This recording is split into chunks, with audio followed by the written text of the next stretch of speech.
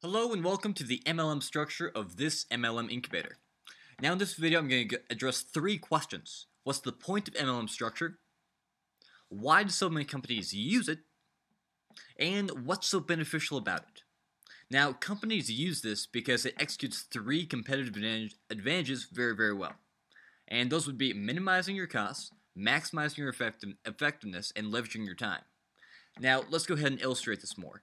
Instead of using the big box stores like Walmart, Target, all those, and going through this entire cycle trying to get from the company to the end customer, and finally trying to compete for shelf space against all the other products, instead they sell the product and service using a distributor workforce, each recruiter managing their own recruits and also in charge of their own sales.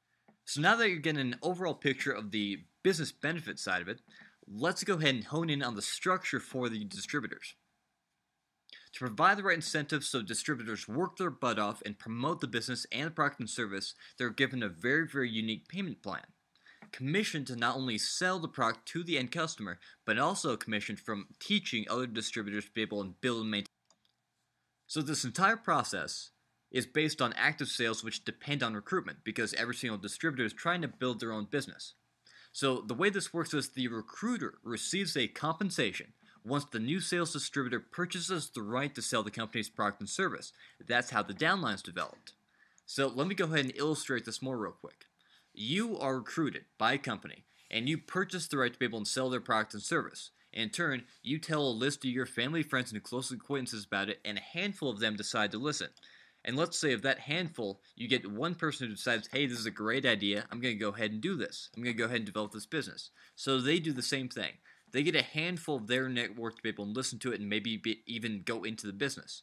That network does the same thing and expands on networks talking with networks, and eventually you get this entire MLM structure that starts to look like kind of like a pyramid, with you on top, your closest network on their first level, their networks on your second level, and so forth. Now, the whole point of this and the strength of it is with the strength of the social relationships that increase the likelihood of a sale. Now, some agree with it, some disagree with it, but I'm going to go over that part in detail later on. Now, the variable to all of this is just the commission plan. And what I mean by the variable of it is every single company out there pays on a different percentage level. But the overall theme of it is the exact same, that you get a % commission for each distributor that you teach to create and maintain a stable business. Now realize this is the old way of MLM life, because with technology now we no longer need to be confined to our local area to be able to expand the business, but more on that later on. So that's the MLM structure in a basic compact form. Now feel free to go ahead and pick your next topic.